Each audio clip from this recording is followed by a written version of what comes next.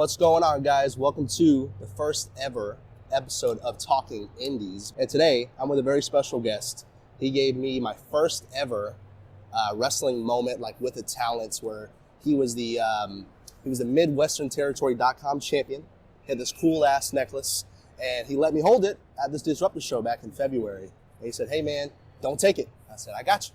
I'm gonna protect it." It was so cool, man. And then me and my buddies were taking pictures with it. There's gonna be some pictures on the screen, kind of going with what I'm talking about. But he's been as seen on AEW, GCW, Action Wrestling, Disruptor, Classic City Wrestling, Naptown, All Pro, and many, many more.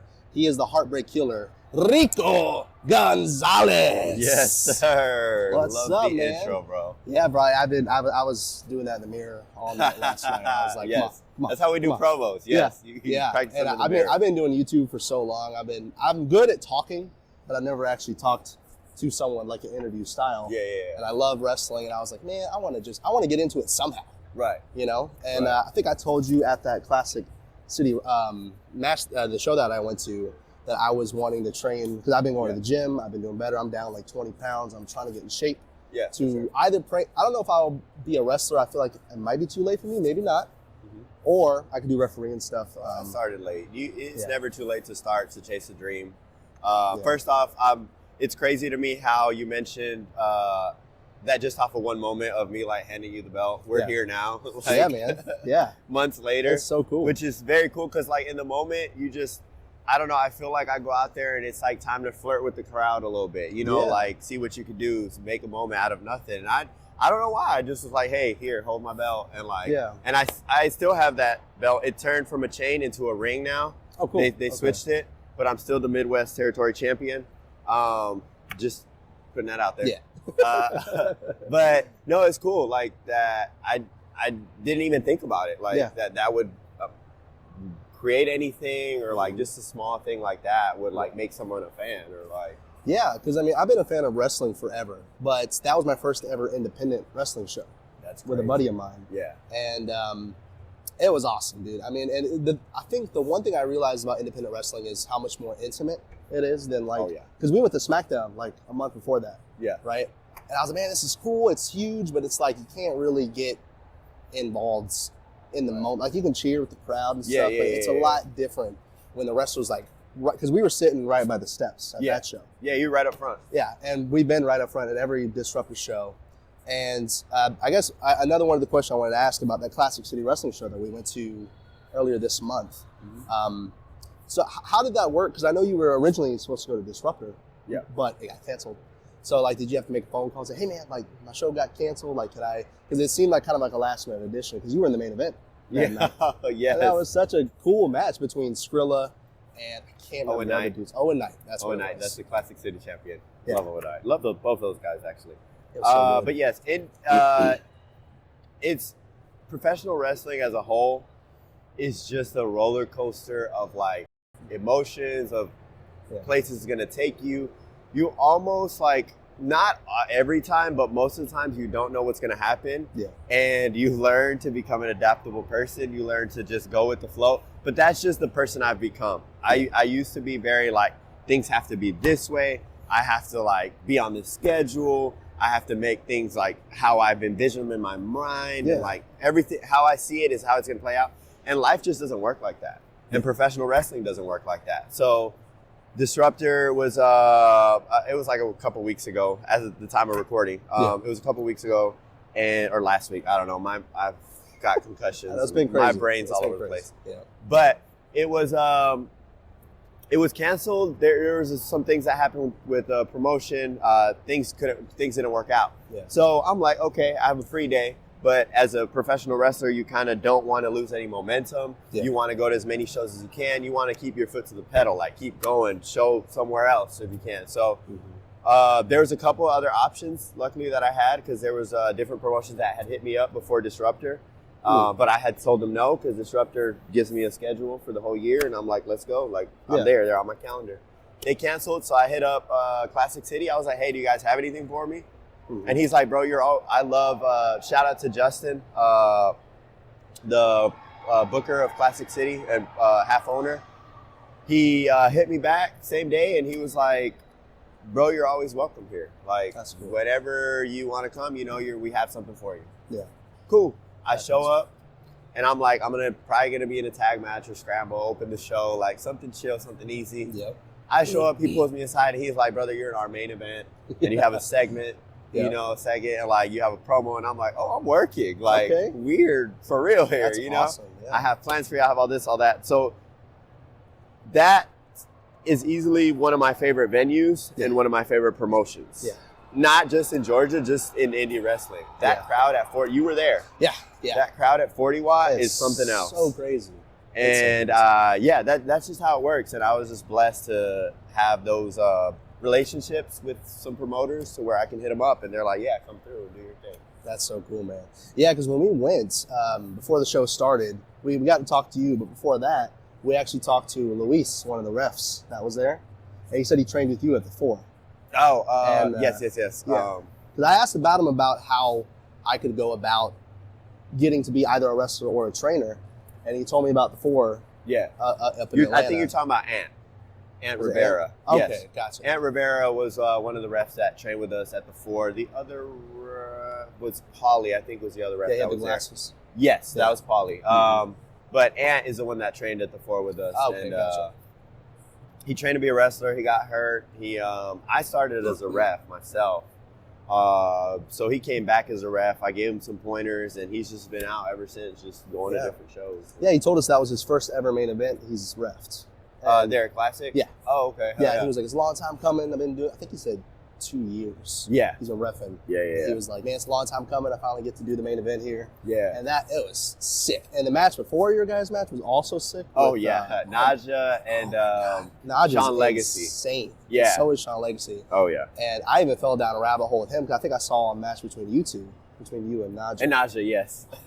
So good. Oh, my God. You I two love that match, bro. you guys clicked so good in that match. I was Yes. like, holy crap. Because I've been doing my homework for like a week now, or ever since I texted you Yes. about it. I was like, all right, now I got to get to know everything about this guy. Yeah. You know, because I didn't want to ask you the basic questions about your favorite wrestler because I'm pretty sure it's Shawn Michaels. Or Yes, some it is guy. Shawn Michaels. You Yeah. did your homework. I tell you, love man, it. I'm like the Nardwuar of independent wrestling, all right? And we are here at MomoCon recording this right now. How's the weekend been so far? It has been just like most of professional wrestling. It's hectic. It's crazy. It's up and down. You don't know what you have next. But like I said, I've just become adaptable. I've just learned to go with the flow and just take every moment as you can. Take it minute by minute or hour by hour and just like do the best that you can with what you're given, you know? Yeah. So it's fun. It's cool to be here. Feel all the energy from the crowd. Like they're just here for a good time, you know? Yeah. They're here to have fun. They're here like they're not the biggest like indie wrestling crowd where like, oh, he didn't do this headlock right. He whatever. You know, they're just here for all of it. They're here to have fun, you know? So this is one of those crowds that I love to wrestle in front of. Yeah, because the crowd here, it's probably a lot different than like what you would see at 40 Watt. Yeah. You know, because you got a bunch of people here from different backgrounds and different fan bases just kind of walking by like, oh, wait a minute. Yeah. Dude, there's some cool wrestling going on. Right. You'll have fans that never seen wrestling before. That's pretty cool. And it's cool to like have them watch you and be like, oh, what is this about? And then you spark their interest, and then they'll go look wrestling up, and then they'll, you know, that's I feel like part of our job is to get more and more fans. Yeah, it's sick. I think I caught the end of Northside versus I don't know the group's name. BGU. It's my first time I've ever seen that. No, so good. I was like, you good. Cool. And I'm proud of myself for like I'm naming all these names. I'm usually bad with names, bro. Yeah. I'm terrible, but like I've gotten everybody so far. Yeah, my memory's okay, just because I just randomly picking stuff here and there. Yeah. And I guess the next question I would have would be, what's something that completely shocked you when you were first starting to train in wrestling? What's like that moment where you were like, holy shit, this is completely different than what I thought it would have been? Or did you kind of already have an idea of what it would have been like? So I had told my trainer, AR Fox, or I don't remember if I told him or somebody else. I was like, no, it was him. He asked me if I had ever taken a bump before. And I was like, well, no, but I've seen it on Tough Enough. Yeah. Like, I don't know if you remember I remember Tough Enough back yeah. in the day. They would do like a competition. Yeah, Maven was the first winner, man. Yeah. I remember that. I know. I was like, yes, I know from Tough Enough how to take a bump. You just fall, like hit whatever. Yeah. So I took my first bump and I was like, oh, okay. Like, he was like, it's pretty good. I was like, all right, I think I got it, you know, from what I've seen. But I didn't really know Indys. So like, that was something that I don't even know, like, I can't even imagine what my mindset was before, because now I'm on the Indys, you know, and now I know what they are, but I didn't really know how it worked. So that's one of the things that I was like, well, okay, there's all these shows that exist that are not like on TV. So it's not like WWE or AEW or like Impact, but it's like other shows that run their own promotions in like different states, but like, how do you go to them? How do you get on those shows? Like, I didn't know any of that. So that's one of the things that I learned early on through the other guys that were already traveling and hopping in cars and driving to these promotions and like setting up the ring or getting to know people and networking and all that. And that's how you get on. So that's one of the things that I learned. Also, the grind is crazy. Like, people always talk about this grind, and I feel like it's talked about, but it's like, once you're in it, it's like, bro, you're giving 110%, and it's just to get in the door. Yeah. Like, you have to give that plus more, and you gotta love it. Like, can we curse on here? Yeah. You gotta love this shit, bro. Yeah, because if you don't, it's gonna eat you alive, honestly. Like, this is true. I always tell people, whenever they ask me, hey, how do I train to be, you know, to join or whatever? It's fun, it's great. You gotta love it, and you gotta be ready for this grind. You have to give part of your life up for this. You gotta, like, I mean, if that's your goal, like if your goal is to get on the top Indies or to get on TV, to get a contract, any of that, it requires a lot of your time, a lot of training, a lot of networking, a lot of ups and downs.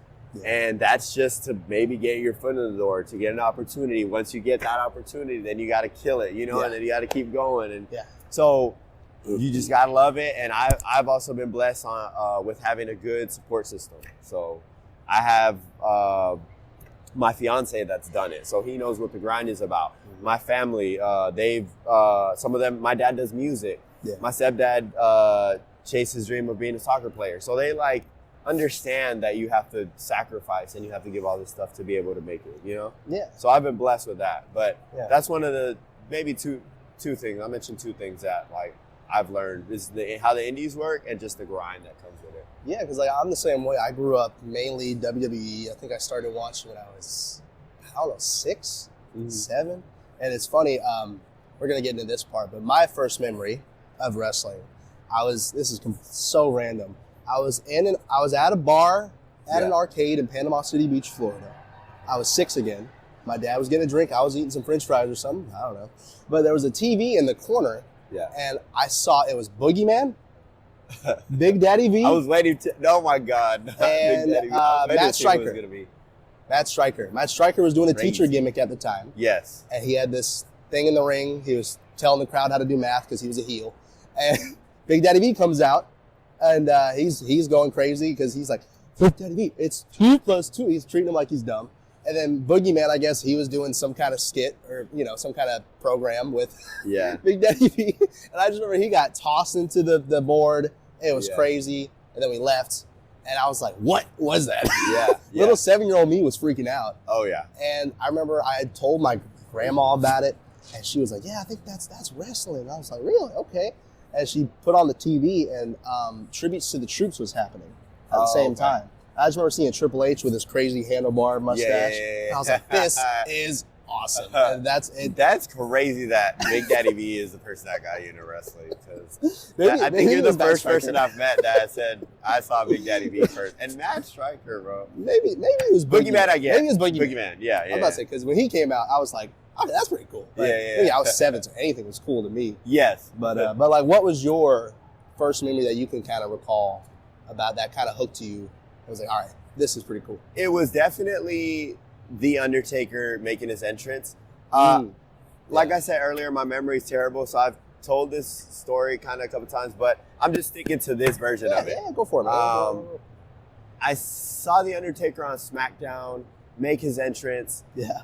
And it was just crazy to see, because I was a very like reserved, shy, like didn't really want to talk to nobody kid. So like seeing a person walk into a room and people just stand up and just like in awe of this one person just walking really slow, lights, like electricity, fire, like gongs going I'm like, and stuff. Who is this guy? Yeah. And why is he demanding the attention of, like, why are all these people getting up on their feet for this guy? Like, what has he done? You know, like, what did he do to get this attention? Yeah. So I wanted to be like that. You know, I wanted to be a person that could walk in a room and like, change the atmosphere and, like, just draw people in and be just, like, this larger-than-life personality. It was just crazy to me that just him walking in got all that attention.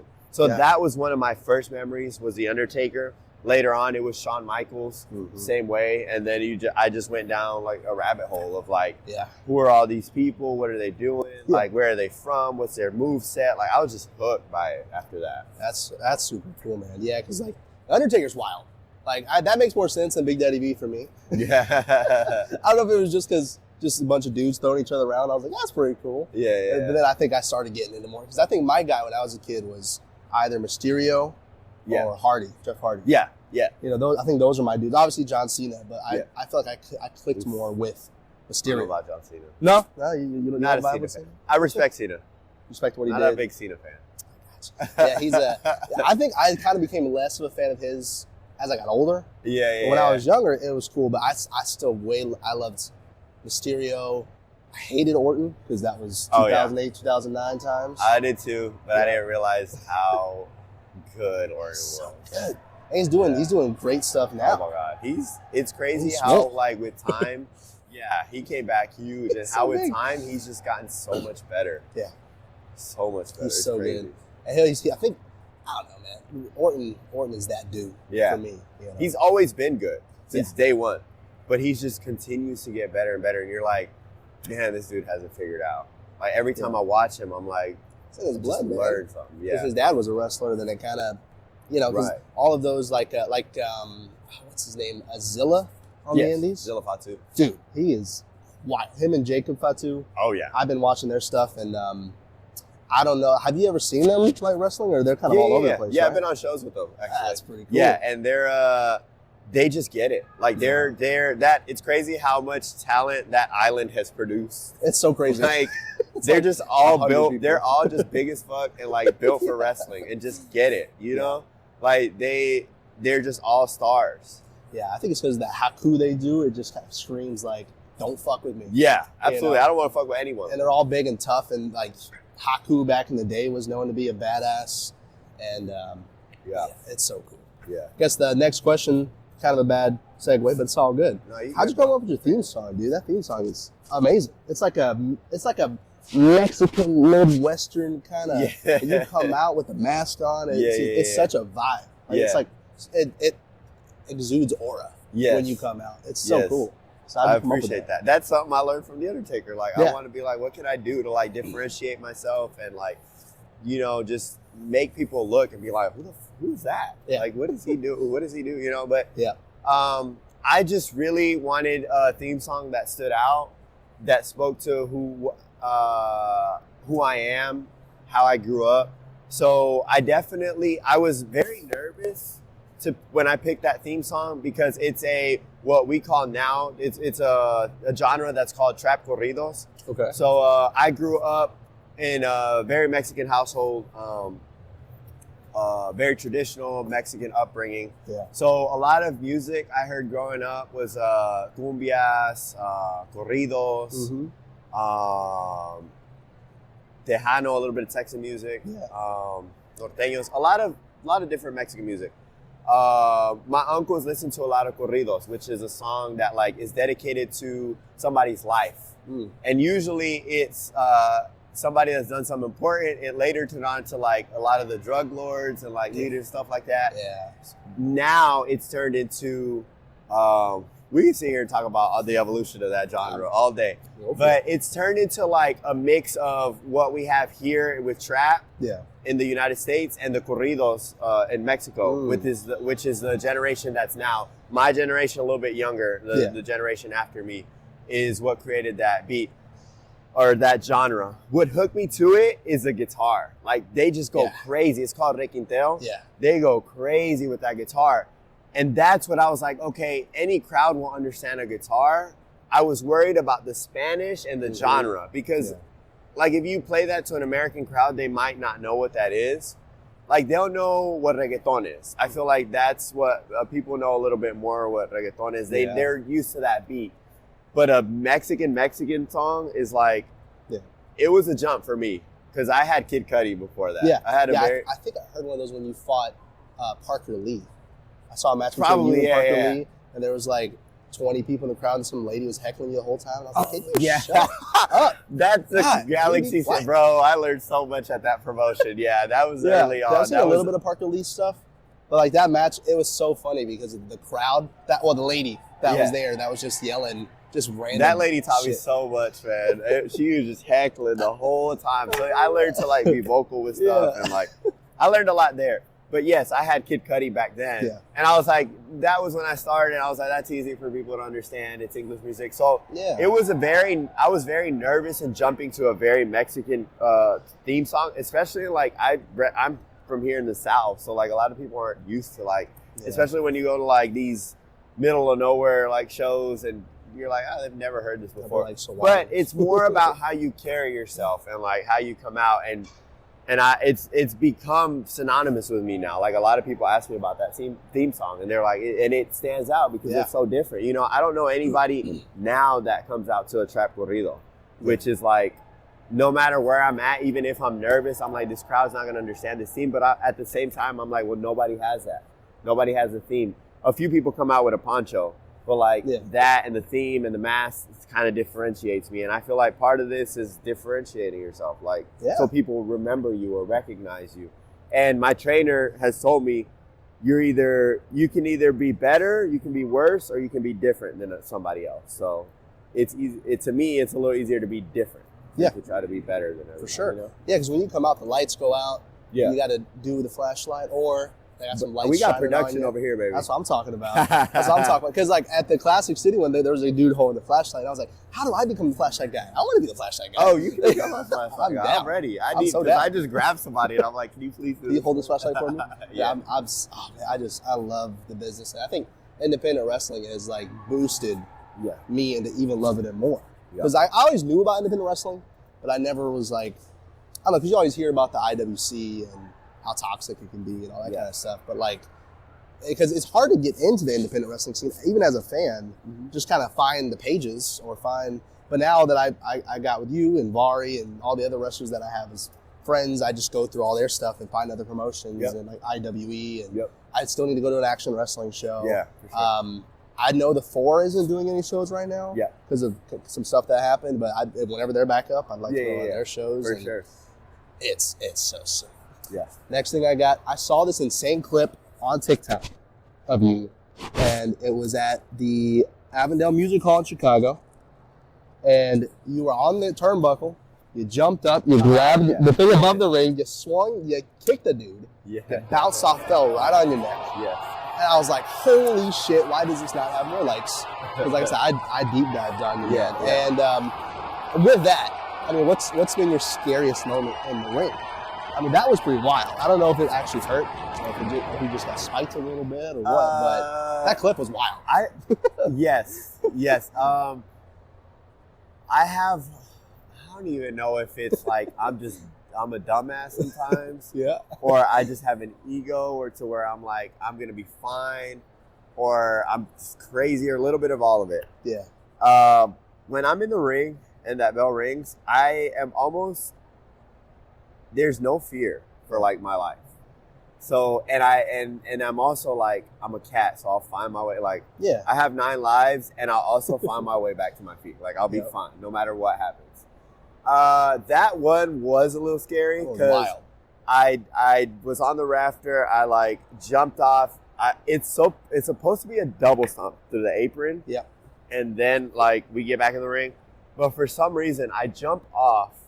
I managed to kick him, and I'm not going the way I'm supposed to. So in the moment, I like hit the rope, I fall backwards, in midair, I'm like, well, I'm definitely not supposed to be flying backwards right now. Supposed to be going out towards the outside. Now but I'm like, where am I? I don't even know where I'm at. And I'm like going backwards, and I'm like, we'll be all right though. Like I'm gonna make it back to my feet. Fall on my neck, and I'm like, okay, I'm fine, I'm good. You good? And I just hear the crowd come up, and I'm like, holy shit, what the fuck just happened, bro? Like I did not expect that. I did not expect that. It was definitely a moment that like was made better because of me almost dying. But I don't know. Right now that you asked me what has been my most fearful, like maybe one you got the most hurt or hurt the most. Or... I broke my wrist early on, but I didn't even like. I broke my wrist in my graduation match with my trainer, but I didn't even know it was broken. That's how like your adrenaline is going like crazy. I'm not in fear ever of anything that's gonna happen. So like, I can't even think of one right now. I've been concussed so many times where I'm like, damn, I got knocked out, but I know the match and I think I'm good. So like, let's keep going. You're just on autopilot. Yeah, you go on autopilot. You just like, I got it. I'm good. Let's go. You know, you got to push through. There was another clip I had where I jumped off of like a stage, double stomped somebody through the apron. That was a little fearful, more so because like I'm jumping over, like here's the stage, here's the ring, like way out. I have to jump. There's some people in like seats. So I'm like, if I fall or trip or bust my ass, I'm falling onto people and we're like getting sued or I'm hurting somebody. So I had to like clear the people and then double stomp. That was probably scary. I'm sorry, I just... No, you're good. That was scary, but like, more so for them, not for me. I'm never scared for me. That's like some Lucha Underground shit. Yeah, Holy definitely. Shit. That's wild. Yeah. Man, I mean, and like, do you have a most embarrassing moment in the ring?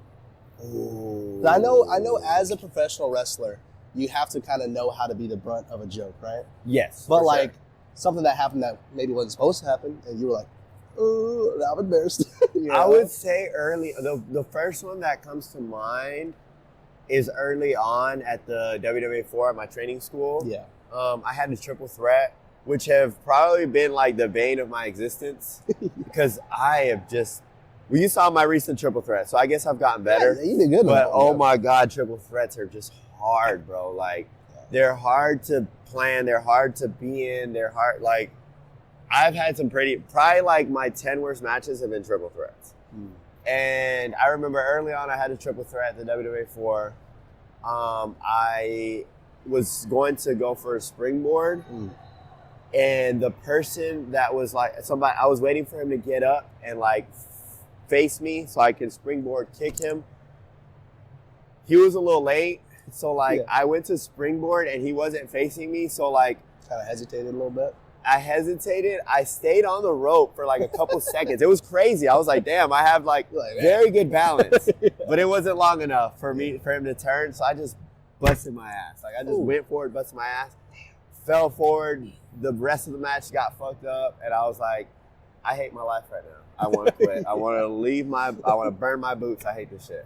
But we recovered, kind of. Yeah. That was definitely one of, like, just falling and busting my ass was definitely one of the most embarrassing. Everything else I've, for the most part, been able to fix, but that one's the one that sticks out. It's like a Botchamania moment. Like, yeah, for sure. But I don't think it exists out there anymore. Yeah, I don't think it made it. I don't think it exists on the internet, so I'm going to just say it never happened. There you go.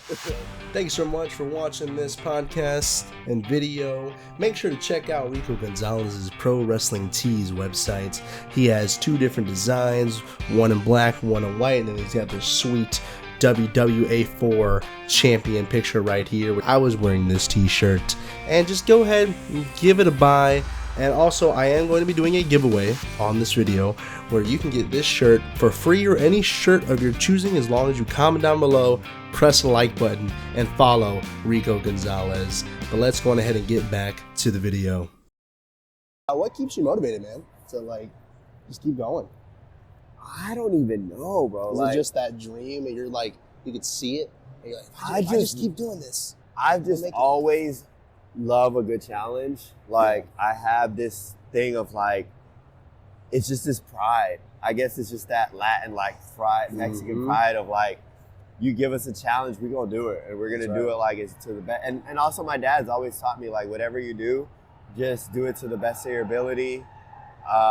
just try to be the best as you can at it, you know, no matter, like, he's like, I don't care if my children are doctors, lawyers, if you're sweeping the floors, just be the best that you can, you know? So that's always been with me my whole life. And then I just have this pride of like, I have to do my best.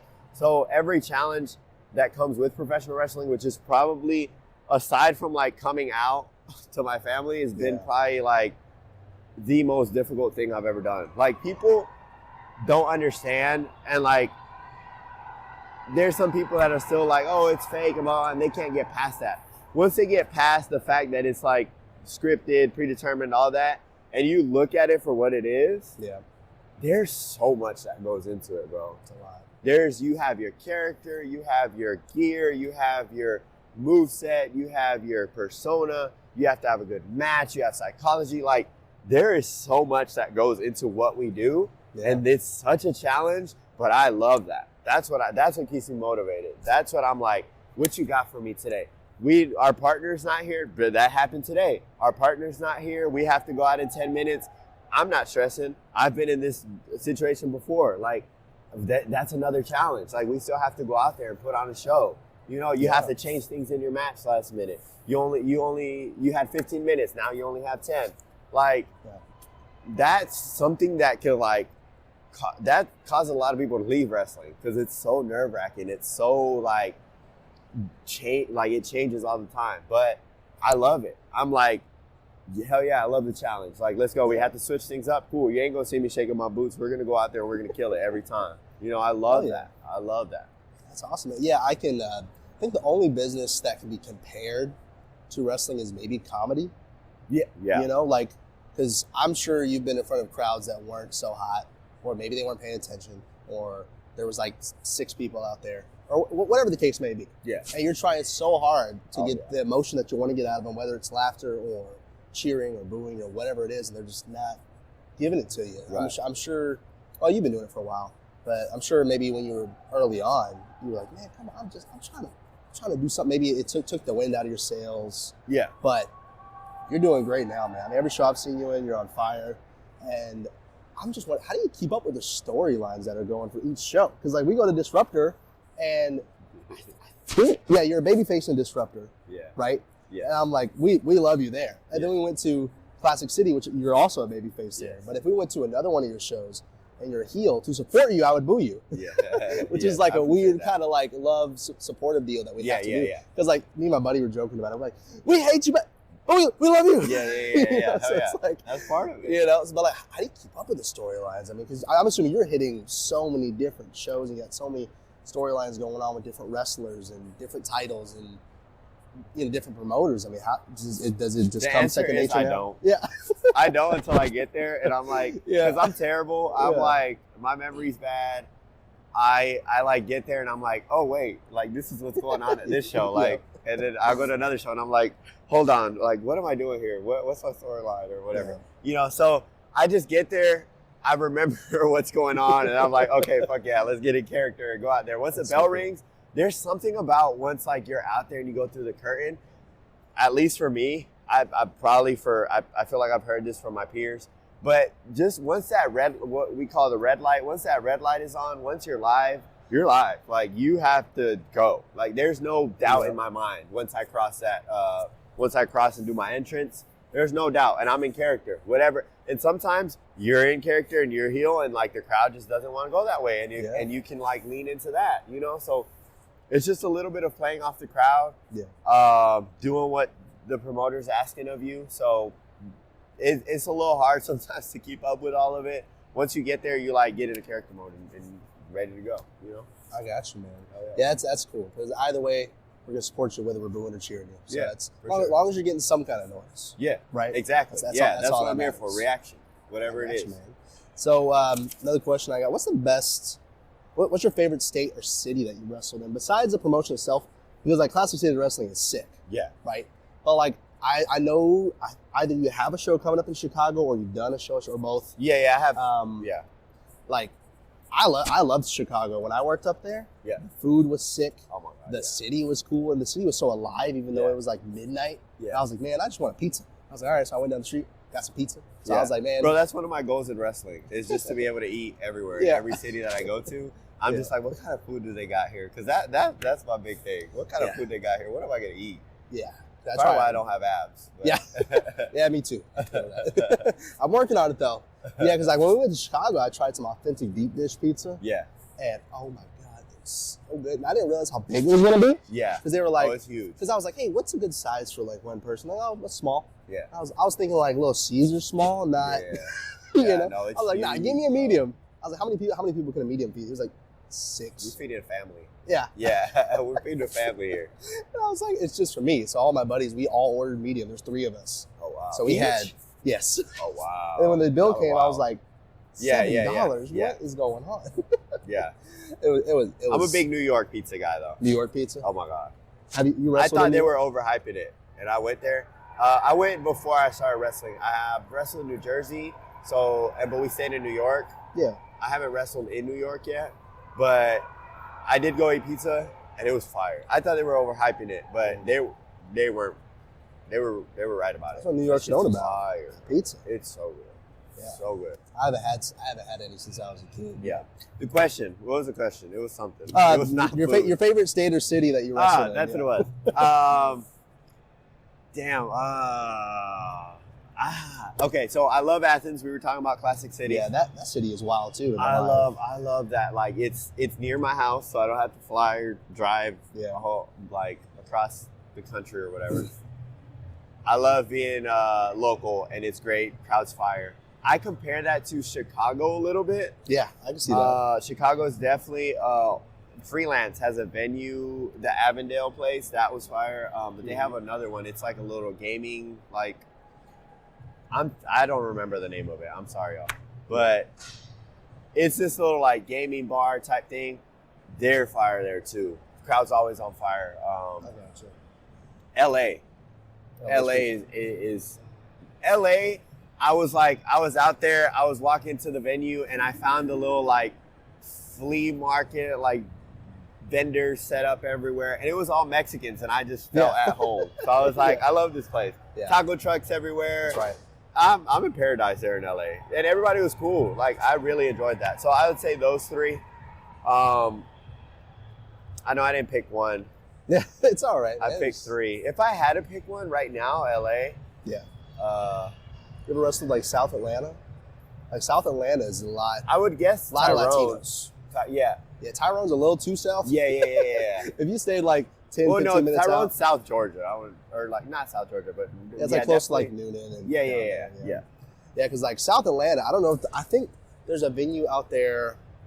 It's called the Osiris or something like that. It's like down the street from my house. I've seen some wrestling shows there. Oh, okay. But I don't know how the scene is in South Atlanta. But I think I've wrestled in Forest Park. Hacienda. It was a lucha show. It was pretty cool. That's pretty cool. Yeah. Yeah, because I've seen like Mucha Lucha is a show I've been wanting to go to. Yeah. I know Vari wrestled there before, and he was telling me about it. Lucha gets I just want to see some bro. Lucha, because that's at the discoteca up in Espacio over there in Norcross, right by my dad's house. Yeah. Yeah, because I mean we went there one time just to go dance. Yeah. and there's a joke between me and my wife where I'm like, "Is this naco or no naco?" She's like, "Low, this is naco." Low, yeah. You know, because they had that. I'm there for it. It's so sick. I remember when we went in there, I didn't know wrestling was there before. Yeah. But I saw like the lights on the top. I'm like, they could totally do wrestling if they wanted to. Oh, yeah. And then I looked up, I was like, oh shit. Yeah, they do. They do lucha libre shit here. Do. That's sick. Yeah. You know, and so that's a show. Because I've never seen like lucha libre style wrestling in person. Yeah. You know, because like my buddy who's been going to wrestling shows with me, I've been showing him a lot of wrestling. And one of the matches I showed him was Lucha Underground between Rey Mysterio and it's Ricochet, but it was before he was Ricochet. Prince Puma. Yeah. And he was like, dude, this is sick. I want to see this kind of stuff. And I was like, I'm trying, man. Yeah. But another thing, have you ever had like a super crazy fan experience before? Like somebody who was just talking too much shit or got in your face or maybe done something crazy? So definitely at the WWE 4, the last few months before we had to like. Yeah, because I heard it got a little crazy. Yeah, it got a little crazy in there. So we had to cancel some of the shows. But it was definitely like once I being heel champion there, it was just every week, just like getting trash thrown at me every week. People in my face. That's what had prompted this shirt right here. Yeah. That's me walking to the ring, taken by the face. Damari is his name. He took this picture right here. Shout out to him. And that was the essence of the crowd. Like every time I came out, they were just like out to get me, bro. Like just crazy, all up in my face, throwing trash at me. I feel like I was chased out the building a couple times. It was just crazy. It got a little too wild. It got a little too lit, so we had to cancel some of the shows.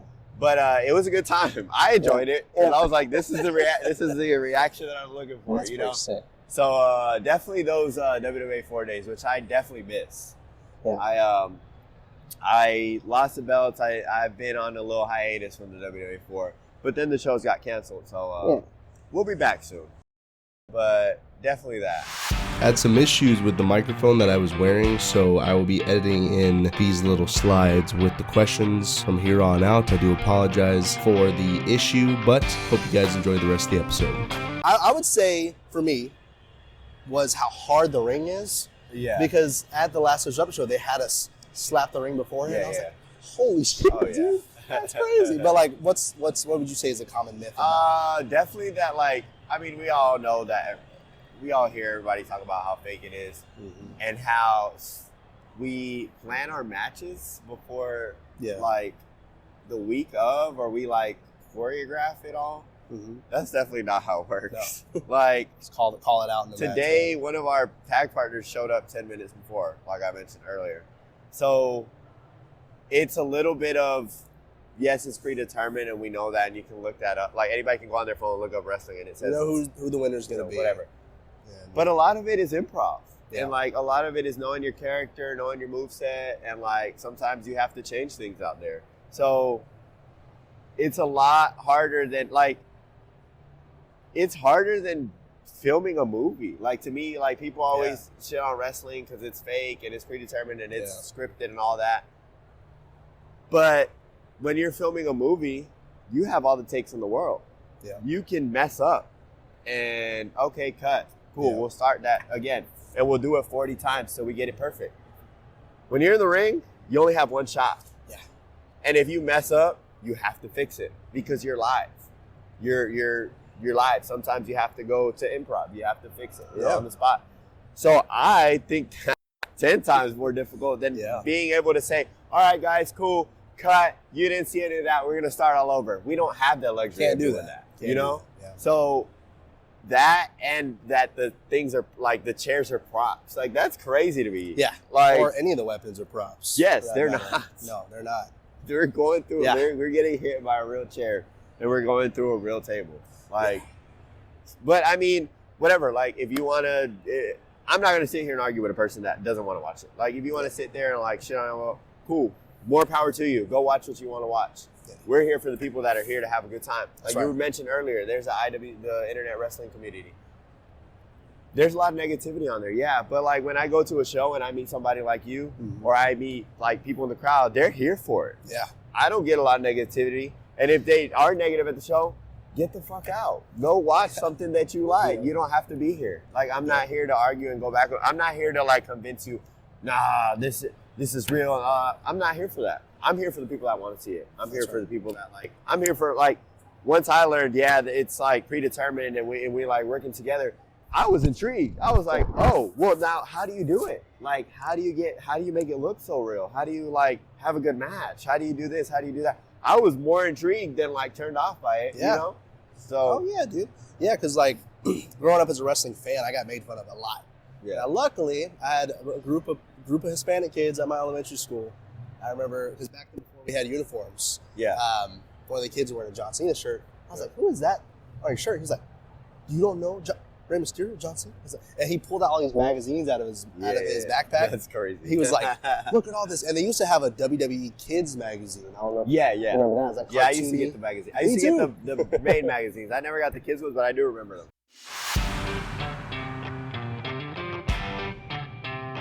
Well, this applies to in general and in the ring anyway. Yeah. But just trust your instinct. Like, trust your gut. Your gut's usually right. And I think that's honestly, like, not to put myself over, to put myself on, but Yeah. that's probably one of the best things that has helped me in ring and in life, is just trusting my gut. And like, sometimes I don't have to react to what we're taught to how to react. You know, I just react to what the crowd is giving me. And sometimes, and then to me, I like to make things as genuine as I can.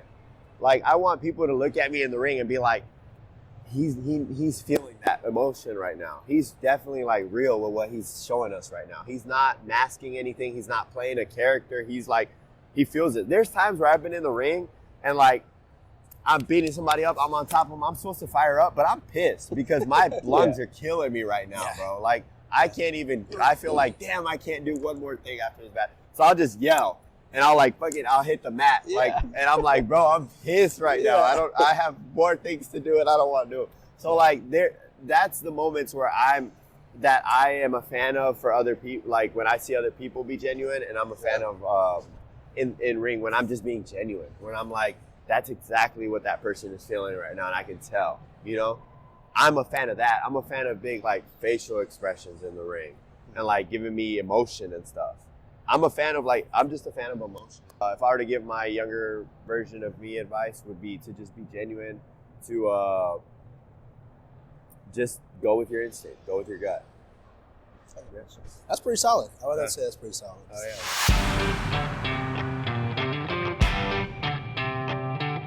I can't give you all the secrets. That's I'm going to fine. give you an overall. I got you. I don't want to, can't give you everything. I got you. But it's just being connected, and that's just not even wrestling. That's just every business. Is learning to network, learning to get to know people. Just with my work alone on the also, I feel like that spoke a lot to other people. Like, I don't realize being in the ring for different promotions. In my brain, I haven't even like wrapped my head around the fact that like way more people watch you than you think. I'm always wrestling for the crowd that's there, and I'm like, okay, there's a camera, and I'm wrestling for the people that are watching. But I don't realize, like, people are watching your shit. Like, people across the country, people across the world. Like, I've had fans hit me up from like Germany and like France and stuff like, oh, we've seen you on IWTV, we've seen you on through your YouTube matches, and I'm like, that's crazy. That like, once you build these connections and you go to other people and you're like, hey, nice to meet you, my name's Rico, and they're like, we know who you are. And it's like, that's wild. Like, I would have never guessed that you would know. Like, I don't think, like, you don't think you have as much reach as you do, but you do. And so reaching out to the right people and just having a good amount of body of work to where people know you, that's how that opportunity came about. And that's how I got into the door, because they're not going to put anybody on TV that's not trained. That's going to hurt one of their actual talent that's on TV. So it would be definitely grinding, creating a portfolio, and building those connections, building those opportunities for yourself. I've said it a few times where I'm like, every Hispanic person that I've wrestled, I've had really good chemistry with. Adrian Alanis comes to mind. Shout out to him. He's a Skulk member and WWA4 alumni also. Coda Hernandez, that match I had at that Avondale venue where I jumped off the rafters. Insane chemistry. Jose Manuel, one of the WWA4 trainees, he was wrestling today too here at Momo, part of Northside Heroes. Insane chemistry. I had a bunch of matches with him 2 years ago at the WWE. They play really good heels though. Yeah. I would say they're very aggressive. Very aggressive. Big fans of them. Shout out to Northside Heroes. Northside? Aside from all my Hispanic folks that I've had good chemistry with, Teriyaki. He's so good. I've seen some stuff with Teriyaki. Teriyaki's so good. We have teamed a couple times, but I like facing him. I don't like teaming with him. I like fighting him. We've had very good matches. My fiance, AC Mac, I was worried because like when I've had my first match with him, there's an added pressure of you're wrestling your significant other. The chemistry has to be there. If the chemistry is not there, it's like weird. Like, how do y'all not have chemistry, you know? But we had really good chemistry, and I'm very grateful for that. I'm very grateful for the 2 matches that we had. He's retired now. Yes, he is retired now. Very happily retired, and soon to be happily married. Let's go. You told us was next month? Next month, yes, we're getting married. We're getting married in Puerto Rico. That's awesome. I actually almost took a flight to Puerto Rico for my birthday. I was this close. Go for it, bro. No, I I was love like- Puerto Rico. I never been. It was a little bit of it was a little bit of a process. I remember before we went to Puerto Rico for his birthday last year, and before we went out there, he came to me and he was like, "Hey, are you planning anything out there?" And I was like, "Planning?" I was like, I'm definitely not a planner. I'm very go with the flow. Like, what do you mean planning? And he's like planning maybe a proposal. And I was like, I just started laughing. And I was like, maybe that wasn't the reaction. Like, I probably shouldn't be laughing, because he was like, don't laugh. Like that. And I'm like, no, but what do you like? No, I haven't even planned my next few weekends in wrestling. Like, definitely not planning a proposal in Puerto Rico. Like, I'm not even at that weekend yet right now. Yeah. And he's like, well, my mom's been asking me about a proposal, and if I'm gonna get a ring, and is there something she knows that I don't? And I was like, no, like, absolutely not. And that was the truth, like, God honest truth. I wasn't planning a proposal. So, like, I started joking about it, like, hey, you better be ready. Like, if there's a proposal, blah, blah, blah. And he's like, don't joke about proposing, because, like, he's very, very emotional person. Like, don't play with his emotions when it comes to that, because it's real, like. And I'm just having a good time about joking about this proposal.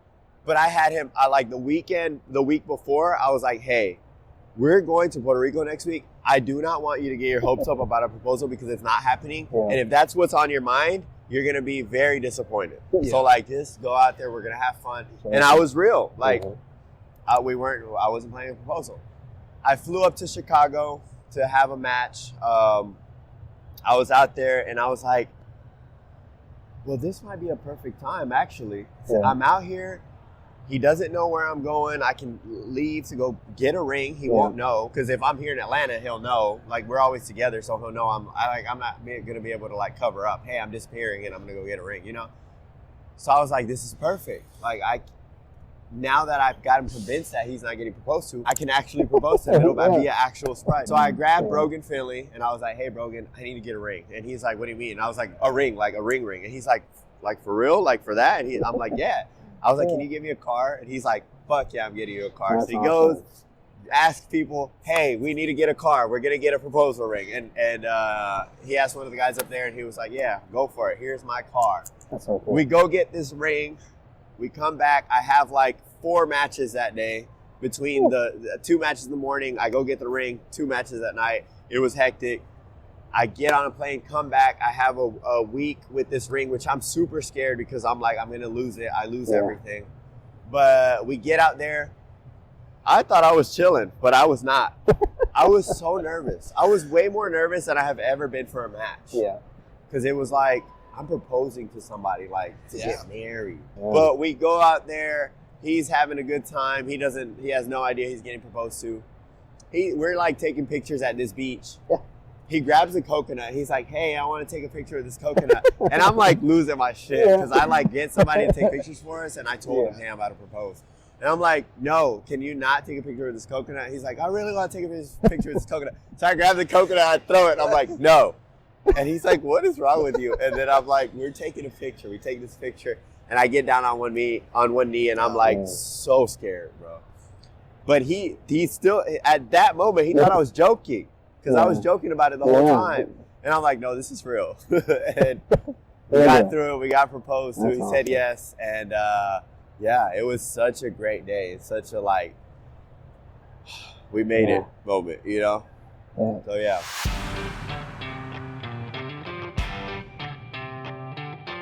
Yes, we have. I'm very go with the flow, but I think the roles reversed, and I've been very like, we need to get this done, we need to get that done. And I've turned into like Bridezilla a little bit, and he's been like, just chill, just breathe. We're gonna get through it. Like, we'll be fine. It's like the roles have reversed.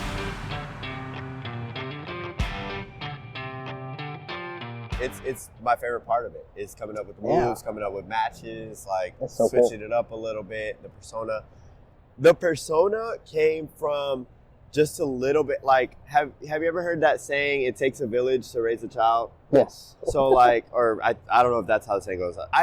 That's kind of my persona, and I took that to heart, as far as, like, I've always been, like, it sounds weird, but I've always been, like, a people watcher. Like I've always sat there and like watched people and how in their element and how they react to stuff and what pisses them off, what makes them happy, what makes them embarrassed, what do they like, what do they hate. Like I've just always been intrigued by that and the psychology of that. So I took that into my persona as far as the people around me. So my persona is a little bit of like my parents, my uncles, my cousins, like just the village around me and how they react to things. Like I've seen my dad play sports and like he'll like play somebody, or like on the soccer field he'll play somebody, or like in volleyball he'll like score something, and I've seen him celebrate, and it's kind of like a in your face, like hell yeah, I got you, blah blah blah, and I'm like, I like that, I'm taking that. I've seen my uncle in the same breath of my dad scoring on him, my uncle's like pissed, so he like starts to get a little sneaky, and he'll be like, nah, I'm gonna get you, or like he'll fake an injury and be like, nah, hold on, time out, we got to take a break, mess with the flow. And I'm like, I like that. So I took a little bit from everybody and I brought it into my character as far as like carrying myself a little bit bigger, showing that like tenacity a little bit. We call it colmillo in Mexico. In soccer, a player that's more seasoned, they have that colmillo. They have that fang, is what it is in English. But like, they'll like mess with the person a little bit just to piss them off. They'll like bump into them. They'll like trip them just to piss them off, get them out of their element. So it's a little bit of that. It's a little bit of that in the character, but also having fun. Like I've been to a Mexican party to where you just have fun, you dance, you know. I got a little bit of charisma for everybody, you know. And then just being as authentic, what I grew up with is a little bit of that. That's where the poncho comes in. That's where the theme song comes in. That's where I have a little bit of dance. But once it's time to go, it's time to go. We ain't playing no more games. Like, we're going to kick somebody's head off. We're going to go. We're going to turn it up. You know, switch that gear. As far as the move set, I've just drawn from a little bit of everything. That kick that you were talking about in the corner, that's AC Max kick. I took that from my fiance.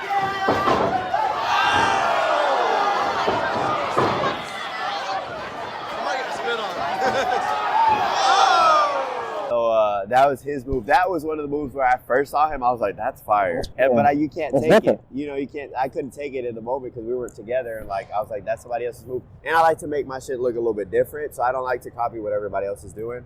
Just make it a little different. But he's retired now, so I got to keep that. A lot of the other stuff, like, it was just me coming up with stuff when I was just a fan. I was like, oh, if I was a wrestler, I'd do this in ring. Or like, I have another kick that I do that I did in soccer when I was playing that. I have a move that I was, where I was playing volleyball and like just a little jump. I used to do a move. I haven't done it in a minute, but just from different sports and different stuff that I've done, I've gotten different ideas. Or I'll see something and I was like, oh, how can I put my own little spin on it, you know? Yeah. So that's where a lot of the moves at. Training too, a lot of the guys will feed me a lot of stuff. Teriyaki, super just like real creative, real like quick to like make, see something that I do and he's like, oh, you could do this. And like switch it up. Dante Darko, one of the trainees at the WWA4 has given me a lot of moves. Spectre at the WWA4, we've like worked together and they'll like tweak my stuff and be like, oh, you can do this. And I'm like, that's fire, bro. And I'll just keep it. Yeah. And a lot of it's just messing around in the ring too. Like I'll have an idea and I'm like, oh, I could try this today. That worked. Cool. We're keeping that. Or, man, that wasn't so hot. Let's just cut that. Yeah.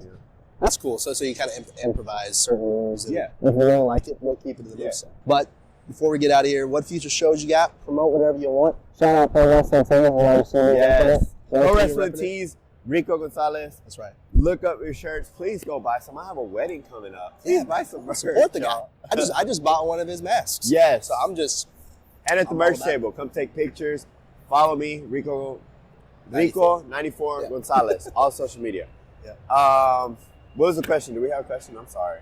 No. I was asking what shows you got promoted. Oh, yes. Anything like that. And we got some stuff coming up, man. So we're at Disruptor. June 22nd. Yes, I'm glad you know the dates because I don't know. Disruptor coming up. We've got Classic City coming up June 1st. I do know that day. We've got Black Label Pro coming up in Chicago. I've got two. I'm gonna go ahead and announce them, even though they're not announced. ETU has been announced. ETU at the Mecca in New Jersey. Okay. We got that coming up in July.